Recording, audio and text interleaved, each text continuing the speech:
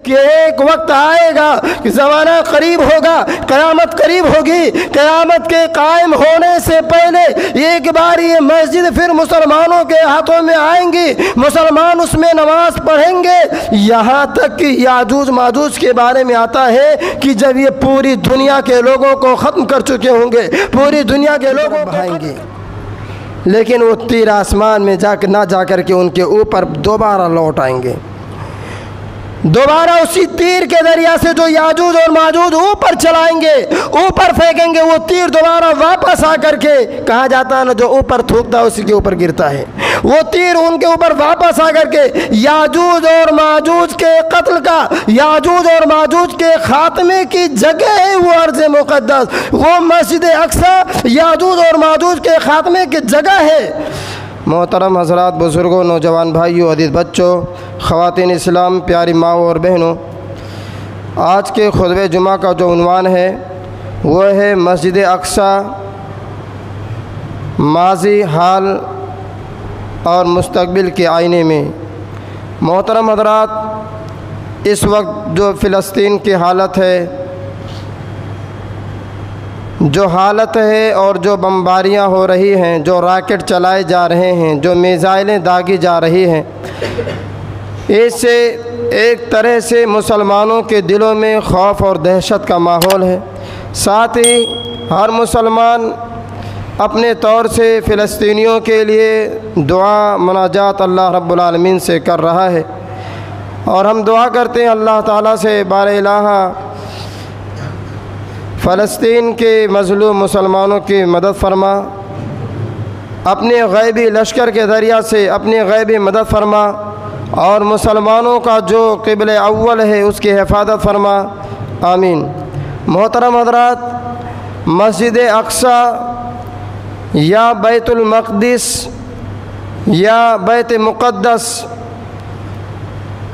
अगर इस्लाम से पहले की इसकी तारीख़ देखी जाए तो दो तरीक़े से इसकी रवायत मिलती है। पहली बात तो ये है कि अल्लाह के नबी सल्लल्लाहु अलैहि वसल्लम ने फरमाया, हज़रत अबू ज़र ग़िफ़ारी रज़ी अल्लाह ताला अन्हु बयान फरमाते हैं, मैंने पूछा अल्लाह के नबी से, अल्लाह के नबी, अव्वल मस्जिद उज़िया फ़िल अर्ज़ अव्वल, अल्लाह के नबी, इस रुए ज़मीन पर, इस अल्लाह की बनाई हुई धरती पर अल्लाह की इबादत के लिए, अल्लाह की इबादत के लिए सबसे पहली मस्जिद, सबसे पहला घर अल्लाह रब्बुल आलमीन के लिए कौन सा बनाया गया?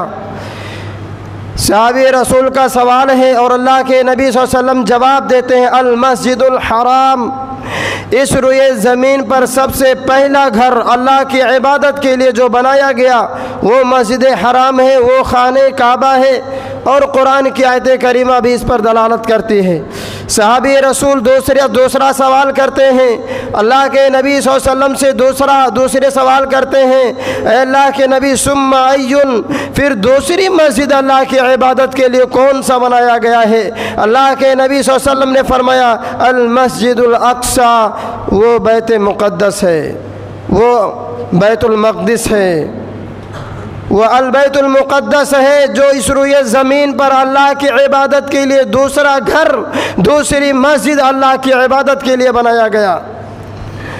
सहाबी रसूल सवाल करते हैं, अल्लाह के रसूल, इन दो घरों के दरमियान, इन दो मस्जिदों के दरमियान फ़ासला कितना है? अल्लाह के नबी सल्लल्लाहु अलैहि वसल्लम ने शाह फरमाया, 40 सना, 40 साल का फ़ासला है। मोहतरम हज़रात, खाने काबा को इब्राहीम अलैहिस्सलाम ने तामीर किया, जबकि इससे पहले फ़रिश्तों या हज़रत आदम अलैहिस्सलाम के ज़रिया से अल्लाह ताला ने खाने काबा की तामीर की थी। लेकिन जब वो खाने काबा का कुछ निशानात बाकी रह गए और हज़रत हाजरा और इस्माइल अलैहिस्सलाम को अल्लाह ताला ने अल्लाह के हुक्म से इब्राहीम अलैहिस्सलाम ने मक्का के अंदर आबाद किया। इब्राहीम अलैहिस्सलाम जब इस्माइल अलैहिस्सलाम बड़े हो गए, मक्का गए, अल्लाह की इबादत के लिए घर बनाना चाहा, तो अल्लाह रब्बुल आलमीन की रहनुमाई और हिदायत के मुताबिक जहाँ पर खाने काबा बनी हुई थी उसी घर की तामीर हज़रत इब्राहीम अलैहिस्सलाम ने दोबारा तामीर की, दोबारा इस घर को अल्लाह ताला के लिए बनाया। इसी तरीक़ा से बैतुल मक़दिस के बारे में आता है कि सुलेमान बिन दाऊद अलैहिस्सलातु वस्सलाम ने बैतुल मक़दिस की तामीर की, जबकि इससे पहले हज़रत आदम अलैहिस्सलातु वस्सलाम ने तामीर की थी। आदम अलैहिस्सलातु वस्सलाम ने बैतुल खाने काबा को बनाया और बैतुल मक़दिस को बनाया। अगर इस बात में इनके बनाने के एतबार से दोनों मस्जिदों का फासला समझा जाए तो 40 साल का फासला समझ में आता है। लेकिन अगर इब्राहीम अलैहिस्सलातु वस्सलाम ने खाने काबा को बनाया या बहुत सारी रिवायतों के मुताबिक, अक़वाल के मुताबिक इब्राहीम अलैहिस्सलाम ने भी बैतुल मक़दिस को बनाया, अगर इस बात को समझें तो भी समझ में आता है कि इन दोनों के दरमियान 40 साल का मामला है। लेकिन जब ये रिवायत सामने आती है कि सुलेमान बिन दाऊद ने बैतुल मक़दिस की तामीर की, तो सुलेमान बिन दाऊद और इब्राहीम अलैहिस्सलातु वस्सलाम के दरमियान का जो फासला वो तकरीबन 1000 साल का है। तो यहाँ पर 40 साल वाली बात समझ में नहीं आएगी। बहरहाल हज़रत सुलेमान बिन दाऊद अलैहिस्सलाम ने बैतुल मक़दिस की तामीर की और जब इसको बनाने के बाद फारिग हुए, अल्लाह रब्बुल आलमीन से सवाल किया, अल्लाह रब्बुल आलमीन से पूछा, अल्लाह रब्बुल आलमीन से 3 चीज़ें मांगी हज़रत सुलेमान बिन दाऊद अलैहिस्सलातु वस्सलाम ने, जो एक नबी थे। पहला सवाल किया, हुक्मन युसादिफ़ु हुक्महु, ऐ अल्लाह मुझे ऐसे फ़ैसला करने की तौफ़ीक दे जो तेरे फ़ैसले के मुताबिक हो जाए। हज़रत सुलेमान अलैहिस्सलातु वस्सलाम का फ़ैसला अल्लाह के फ़ैसले के मुताबिक हो जाए, ये पहला सवाल हज़रत सुलेमान अलैहिस्सलातु वस्सलाम ने मस्जिद अक्सा बनाने के बाद पहला सवाल किया। दूसरा सवाल ये किया, व मुल्कन ला यंबग़ी लिअहदिन बअदहु, ऐ अल्लाह मुझे ऐसी बादशाहत दे, ऐसी सल्तनत दे कि मेरे बाद वो सल्तनत, वो बादशाहत किसी और को मिल ना सके। अल्लाह के नबी सल्लल्लाहु अलैहि वसल्लम फरमाते हैं कि हज़रत सुलेमान अलैहिस्सलातु वस्सलाम की ये दोनों दुआएं अल्लाह रब्बुल आलमीन ने कबूल फरमा ली। यानी हज़रत सुलेमान अलैहिस्सलातु वस्सलाम का फ़ैसला और सुलेमान अलैहिस्सलाम की बादशाहत जो पूरी ज़मीन पर थी, यहाँ तक कि परिंदों और हवाओं पर इनकी बादशाहत चलती थी। तीसरा सवाल हज़रत सुलेमान अलैहिस्सलातु वस्सलाम ने अल्लाह रब्बुल आलमीन के सामने, अल्लाह रब्बुल आलमीन के बारगाह में ये रखा, अल्लाह याति अहदुन ला युरीदु इल्ला सलाता फीही इल्ला खरज मिन्हा का यौमिन वलदतु उम्मुहु। अल्लाह मेरा तीसरा सवाल ये है कि जो भी मुसलमान, जो भी आदमी इस मस्जिद अक्सा में आए, मस्जिद अक्सा की तरफ आए, मस्जिद अक्सा में सफ़र करके आए, ला युरीदु इल्ला सलाता फीही, नमाज के गरज से आए, नमाज के इरादे से आए, नमाज पढ़ने की नीयत से आए, ऐ अल्लाह जब वो नमाज पढ़ ले, जब मस्जिद अक्सा में नमाज पढ़ने से फारिग हो जाए, तो ऐ अल्लाह जब वो मस्जिद अक्सा से नमाज पढ़ करके निकले, रजा खरजा का यौम वलदतु उम्मुहु, तो इस तरह से गुनाहों से पाक हो जाए जैसे कि वो अपने माँ की पेट से गुनाहों से पाक साफ होकर के पैदा हुआ है। अल्लाह के नबी सल्लल्लाहु अलैहि वसल्लम फरमाते हैं, अर्जू अन यकूना दुआहुम, मुझे उम्मीद है कि अल्लाह रब्बुल आलमीन ने सुलेमान अलैहिस्सलाम की ये दुआ भी कबूल कर ली। यानी इस हदीस से ये बात मालूम होती है कि सुलेमान अलैहिस्सलाम ने मस्जिद अक्सा की तामीर नौ की और मस्जिद अक्सा में नमाज पढ़ने का सवाब ये है, अगर कोई नमाज पढ़ता है तो गोया कि उसको गुनाहों से पाक साफ हो जाता है। ये दुआ हज़रत सुलेमान अलैहिस्सलाम ने मस्जिद अक्सा में नमाज पढ़ने वालों के लिए की। हज़रत अब्दुल्लाह इब्न मसूद रज़ियल्लाहु ताला अन्हु बयान फरमाते हैं कि हम लोग अल्लाह के नबी सल्लल्लाहु अलैहि वसल्लम के पास थे और मस्जिद अक्सा के बारे में, बैत मुक़द्दस के बारे में तज़किरा चल रहा था। हमने कहा अल्लाह के नबी मस्जिद अक्सा के बारे में, बैत मुक़द्दस के बारे में हमें बयान फरमाइए।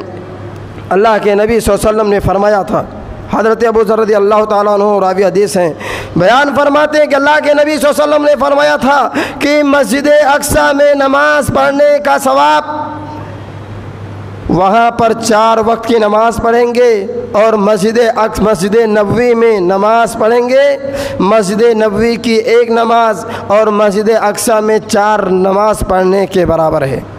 और अल्लाह के नबी सल्लल्लाहु अलैहि वसल्लम ने आगे एक जुमला फरमाया, करीब है वो वक्त करीब है वो ज़माना कि मस्जिद अक्सा में तुम्हें एक घोड़े के रस्सी के बराबर ही मस्जिद अक्सा की ज़ियारत का मौका मिल सके, यानी इतनी जगह मिल सके जिससे तुम मस्जिद अक्सा की ज़ियारत कर सकते हो। अगर ऐसा मौका मिल जाए, अगर ऐसा मौका मिल जाए कि एक घोड़े के रस्सी के बराबर ही जगह मिले मस्जिद अक्सा देखने की, बैत मुक़द्दस देखने की, तो उसको देख लेना, क्योंकि उसका देख लेना खैर मिन दुनिया, दुनिया से बेहतर है। और एक हदीस के अंदर और एक रिवायत में है खैर मिन दुनिया व मा फीहा, दुनिया और दुनिया की तमाम चीज़ों से बेहतर है मस्जिद अक्सा को अपनी आँखों से देख लेना। और इस हदीस से ये भी मालूम होता मुसलमानों कि अल्लाह के नबी सल्लल्लाहु अलैहि वसल्लम के फरमान के मुताबिक एक वक्त ऐसा आएगा कि हालात साजगार नहीं रहेंगे, हालात बिगड़ सकते हैं। ये इस्लाम से पहले की तारीख थी। मुसलमानों के दिलों में इस्लाम के मस्जिद अक्सा की तारीख़ क्या है, निस्बत क्या है, तो मोहतरम हज़रात इस ताल्लुक़ से भी 3 रिवायतें हैं। पहली बात यह है कि अल्लाह के नबी सल्लल्लाहु अलैहि वसल्लम मस्जिद अक्सा की तरफ 16 या 17 महीने तक अल्लाह के नबी सल्लल्लाहु अलैहि वसल्लम नमाज़ पढ़ते रहे। सहाबी रसूल का बयान हज़रत बरा इब्न आदिर रज़ियल्लाहु ताला अन्हु बयान फरमाते हैं कि अल्लाह के नबी सल्लल्लाहु अलैहि वसल्लम 16 या 17 महीने तक क़िबला अव्वल मस्जिद अक्सा की तरफ नमाज़ पढ़ रहे थे, उसको अपना क़िबला बनाए हुए थे। लेकिन अल्लाह के नबी की चाहत ये थी कि ये क़िबला तहवील होकर के खाने काबा की तरफ हो जाए। एक दिन असर का नमाज का टाइम था, अल्लाह के नबी सल्लल्लाहु अलैहि वसल्लम ने खाने काबा की तरफ अपना चेहरा, अपना रुख करके नमाज पढ़ी। यानी असर की नमाज ही वो नमाज है जिस नमाज में पहली बार क़िबला सानी या बैत हराम, मस्जिद हराम, खाने काबा की तरफ क़िबला करके अल्लाह के नबी सल्लल्लाहु अलैहि वसल्लम ने नमाज़ पढ़ी। साहबी रसूल का बयान है कि हम तमाम लोगों ने मस्जिद नबवी में अल्लाह के रसूल के साथ नमाज़ पढ़ी। असर की नमाज का वक्त था और अल्लाह के नबी सल्लल्लाहु अलैहि वसल्लम ने अपना क़िबला मस्जिद हराम को, खाने काबा को बनाया। फिर हम में से जो लोग नमाज से फारिग हुए मदीना के आसपास के गलियों में गए, आसपास की जगहों में गए और लोगों ने देखा कि कुछ लोग रुकू की हालत में हैं और मस्जिद अक्सा की तरफ अपना रुख करके नमाज पढ़ रहे हैं। उन लोगों ने कसम खा करके कहा, मैं अल्लाह को गवाह बना करके कहता हूँ कि क़िबला चेंज हो गया है, क़िबला तब्दील हो गया है। हदीस में आता है कि ये जुमला सुनते ही तमाम नमाजियों ने जो रुकू की हालत में थे, तमाम लोगों ने अपना क़िबला बदल करके खाने काबा को बना लिया। इस हदीस से बात मालूम होती है कि मुसलमानों का अव्वल पहला क़िबला मस्जिद अक्सा है और अल्लाह के नबी सल्लल्लाहु अलैहि वसल्लम मस्जिद अक्सा की तरफ 16 या 17 महीने तक बराबर कंटिन्यू अपना चेहरा, अपना रुख करके नमाज पढ़ते रहे। क़िबला अव्वल रहा। दूसरी निस्बत मुसलमानों के ताल्लुक़ से ये है कि अल्लाह रब्बुल आलमीन ने अल्लाह के नबी सल्लल्लाहु अलैहि वसल्लम को जो मेराज कराया वो मस्जिद अक्सा के ले गया। अल्लाह के नबी सल्लल्लाहु अलैहि वसल्लम को खाने काबा से मस्जिद अक्सा ले जाया गया। वहाँ पर तमाम अम्बिया किराम अलैहिस्सलातु वस्सलाम की जमात मौजूद थी। हदीस में आता है कि जब नमाज का टाइम हुआ, मैंने अल्लाह के नबी सल्लल्लाहु अलैहि वसल्लम फरमाते मैंने तमाम अम्बिया की इमामत कराई और वहाँ से अल्लाह रब्बुल आलमीन ने आसमान की तरफ अल्लाह के नबी सल्लल्लाहु अलैहि वसल्लम को ऊपर ले जा गया। और तीसरी बात यह है, अल्लाह के नबी सल्लल्लाहु अलैहि वसल्लम ने फरमाया ला तुशद्दुर रिहालु इल्ला इला सलासति मसाजिदा, सवाब की नीयत से 3 मस्जिदों की तरफ ही सफ़र करना जायज़ है। सवाब की नीयत से अगर हम सफ़र कर सकते हैं, सवाब की नीयत से अगर हम सफ़र करना चाहें तो 3 मस्जिदें हैं। नंबर 1 अल मस्जिदुल हराम, खाने काबा। नंबर 2 व मस्जिदुर रसूल सल्लल्लाहु अलैहि वसल्लम, मस्जिद नबवी की तरफ सवाब की नीयत से सफ़र करना चाहिए। और तीसरी मस्जिद व मस्जिद अल-अक्सा, ये तीसरी मस्जिद मस्जिद अक्सा है जिसकी तरफ सवाब की नीयत से सफ़र किया जा सकता है। तो ये भी मुसलमानों से ताल्लुक़ रखता है। मोहतरम हज़रात, इस्लाम के ज़माने में, अल्लाह के नबी सल्लल्लाहु अलैहि वसल्लम के ज़माने में ये बात तो रोज़े रोशन की तरह आया हो गई कि मस्जिद अक्सा फ़लस्तीन ये अम्बिया किराम अलैहिस्सलातु वस्सलाम की सरज़मीन है। ये वो सरज़मीन है जिसमें तमाम अम्बिया किराम अलैहिस्सलातु वस्सलाम एक बारगी इकट्ठा हुए। ये वो सरज़मीन है जहाँ पर अम्बिया किराम अलैहिस्सलातु वस्सलाम की कब्रें हैं। ये वो सरज़मीन है जहाँ पर इब्राहीम अलैहिस्सलाम, इस्माइल अलैहिस्सलाम, लूत अलैहिस्सलाम, मूसा अलैहिस्सलाम, याकूब अलैहिस्सलाम, इसहाक़ अलैहिस्सलातु वस्सलाम, ईसा अलैहिस्सलातु वस्सलाम ने इस रुए ज़मीन पर कदम रखा है। ये वो जगह है जहाँ से हज़रत ईसा अलैहिस्सलातु वस्सलाम को अल्लाह ताला ने आसमान पर डायरेक्ट उठाया है। इस्लामी हुकूमत में जब अल्लाह के नबी सल्लल्लाहु अलैहि वसल्लम का ज़माना था, आप नबी थे, उस वक्त ये मस्जिद मुसलमानों के कब्ज़े में नहीं थी। जब से ये मस्जिद बनी है हमेशा इसमें लड़ाइयाँ, खुरेजियाँ, जंग जदाल होते रहे। नबी करीम सल्लल्लाहु अलैहि वसल्लम से पहले बुख्त नसर ने इस मस्जिद को फ़तेह किया था और आप सल्लल्लाहु अलैहि वसल्लम के ज़माने में वो मस्जिद मुसलमानों के हाथ में नहीं थी। यहाँ तक कि हज़रत अबू बकर रज़ी अल्लाह ताला अन्हु का ज़माना भी चला गया।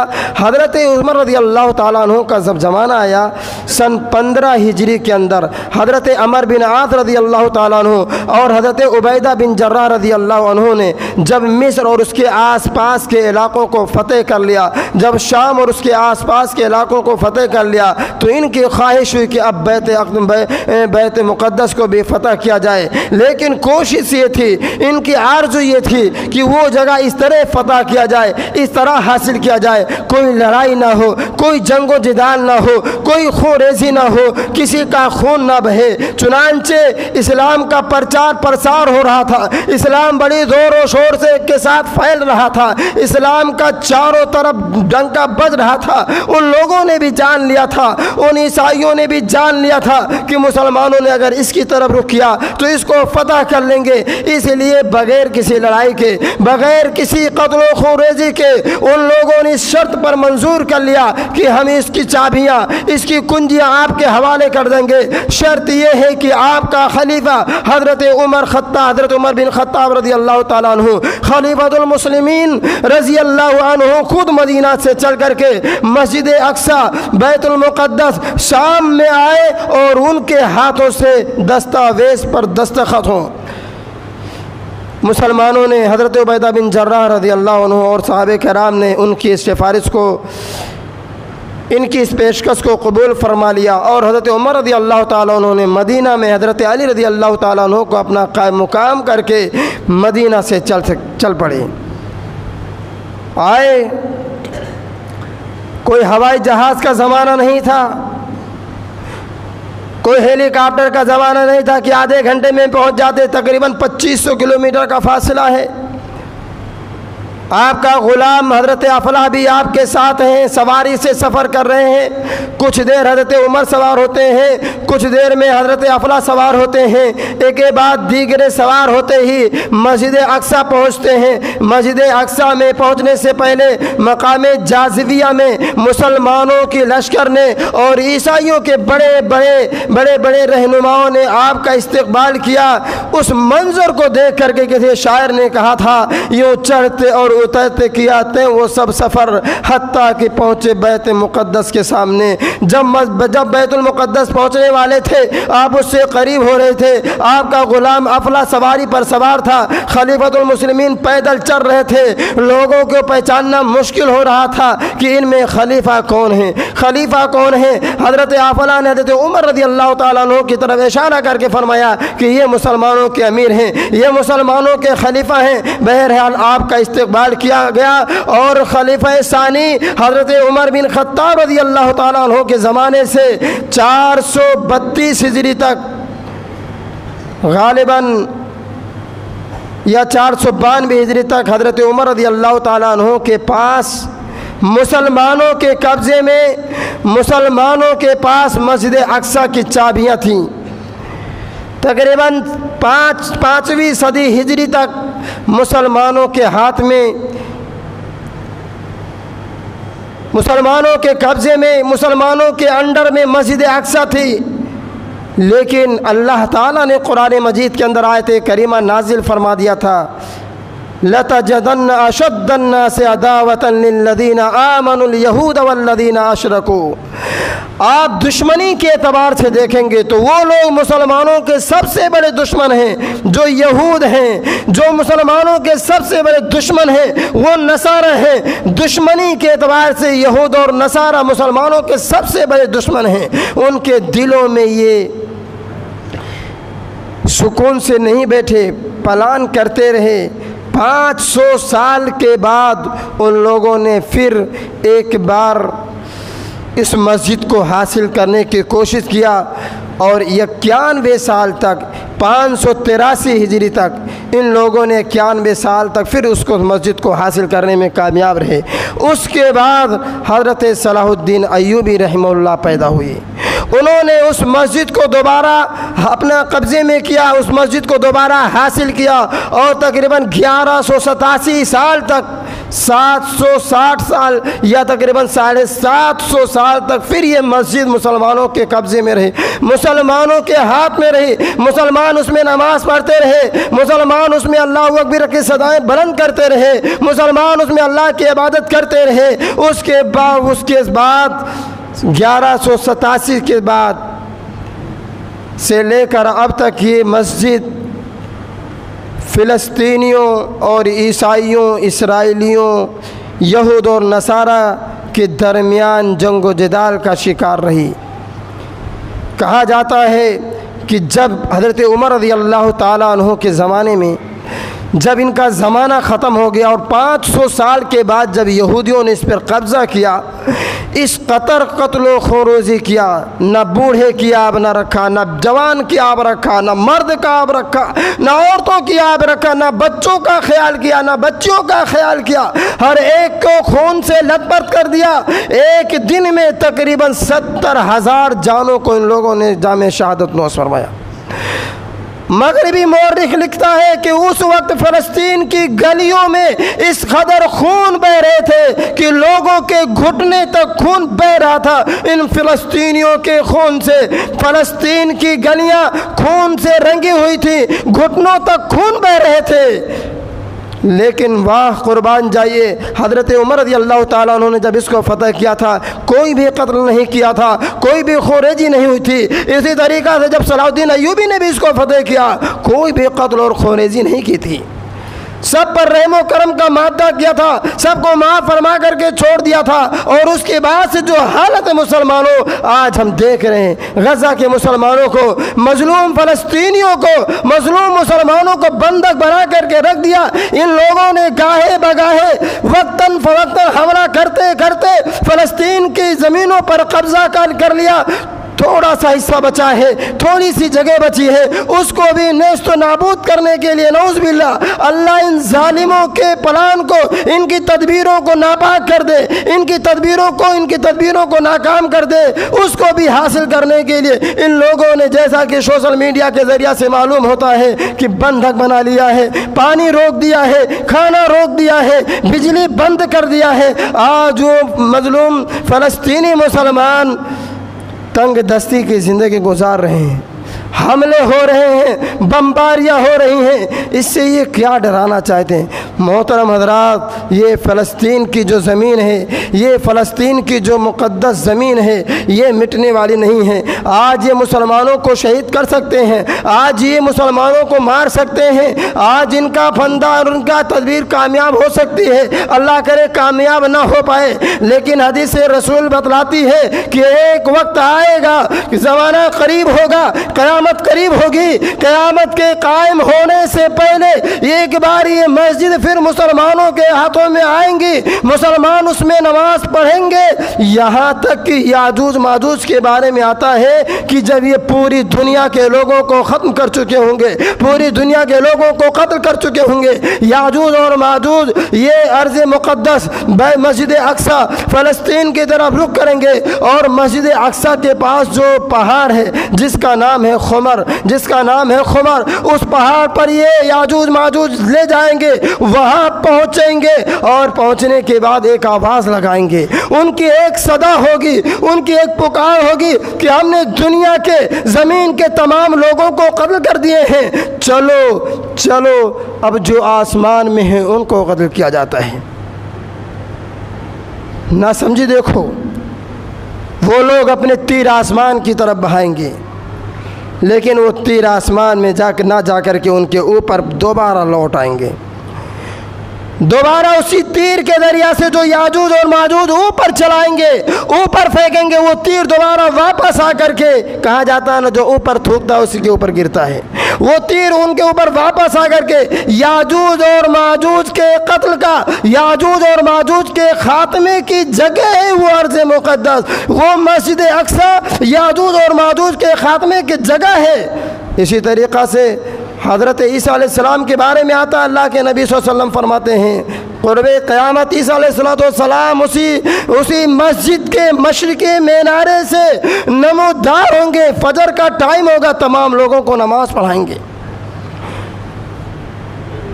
फजर के टाइम हज़रत ईसा अलैहिस्सलाम मस्जिद अक्सा के मशरिक़ी मीनारे से नमूदार होंगे। फजर का टाइम होगा, ऐसा मालूम होगा कि कोई नहा करके आए हैं। लोग पूछेंगे कौन है, ये जवाब देंगे कि मैं ईसा इब्ने मरियम हूँ। वो लोग कहेंगे चलो नमाज़ पढ़ाइए। हज़रत ईसा अलैहिस्सलाम नमाज़ पढ़ाने से इनकार करेंगे और कहेंगे कि नहीं, नमाज़ पढ़ाने के मुकल्लफ, नमाज़ पढ़ाने के मुस्तहिक़ आप लोग हैं। ये इस बात की सबूत है, इस बात की दलील है कि जब ईसा अलैहिस्सलाम दोबारा इस ज़मीन पर तशरीफ़ लाएंगे तो उम्मत मुहम्मदिया में उम्मत मुहम्मदी बन कर के आएंगे, नबी करीम सल्लल्लाहु अलैहि वसल्लम की शरीयत के फॉलो करेंगे और मुसलमानों के पीछे नमाज़ पढ़ेंगे। फिर तमाम लोगों को, यहूदियों को कत्ल करेंगे, एक एक यहूदियों को कत्ल करेंगे। हज़रत ईसा अलैहिस्सलाम ऐसी सांस लेंगे कि जो उनकी सांस को, जो यहूदी उनकी सांस को पा लेगा, उनकी सांस जिन यहूदियों को छू लेगी, तमाम के तमाम लोग मर जाएंगे, तमाम के तमाम लोग ख़त्म हो जाएंगे। और बाबे लुद के पास जो फ़लस्तीन और मस्जिद अक्सा के पास है, एक जगह है बाबे लुद, वहाँ पर काना दज्जाल मौजूद होगा। हज़रत ईसा अलैहिस्सलाम जाएंगे और नेज़े से घोंप कर उस काना दज्जाल को भी वहाँ पर ख़त्म करेंगे, वहाँ पर ख़त्म करेंगे। हदीस में आता है क़ुर्बे क़यामत जब ईसा अलैहिस्सलाम कत्ल करेंगे यहूदियों का खात्मा हो जाएगा। यहाँ तक कि ये शजरो हजर आवाज़ लगाएंगे, ये शजरो हजर पुकार लगाएंगे, या अब्दुल्लाह मिन वरा यहूदियुन, ऐ अल्लाह के बंदे मेरे पीछे यहूदी छुपा है, या मुस्लिम ताल फ़क़्तुलहु, ऐ अल्लाह के बंदे आ और इसको कत्ल कर दे, इसको कत्ल कर दे। ये हालत होगी यहूदियों की।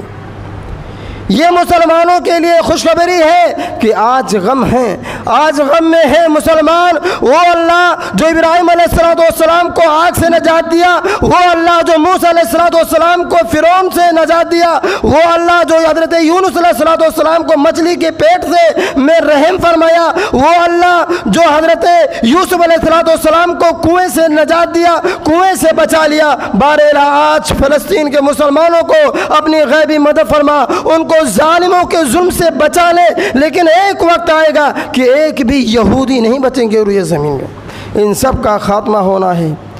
हमारा और आपका रवैया क्या होना चाहिए इस वक्त जो हम और आप देख रहे हैं मंज़र, ऐसे वक्त में हमारा और आपका रवैया ये होना चाहिए मुसलमानों कि इन्नमल मुमिनून इख्वा, तमाम मोमिन भाई भाई हैं। वो मोमिन और मुसलमान हिंदुस्तान का रहने वाला हो, पाकिस्तान का रहने वाला हो, फ़लस्तीन का रहने वाला हो या लबनान का रहने वाला हो, मुसलमान है, दुनिया के किसी भी कोने में है, किसी भी दुनिया के किसी भी हिस्से में है, वो हमारा भाई है, वो हमारा भाई है, हमें अपने भाई की मदद के लिए हर घड़ी तैयार रहना चाहिए। अल-मुमिनु लिल-मुमिनि कल-बुनियान यशुद्दु बाज़ुहुम बाज़ा। एक मोमिन दूसरे मुसलमान के लिए दीवार की तरह है। जिस तरीके से दीवार की एक ईंट दूसरे ईंट को तक़वियत पहुंचाती है, ऐसे मुसलमान होने के नाते हम तमाम लोगों को उनके लिए मदद करनी चाहिए।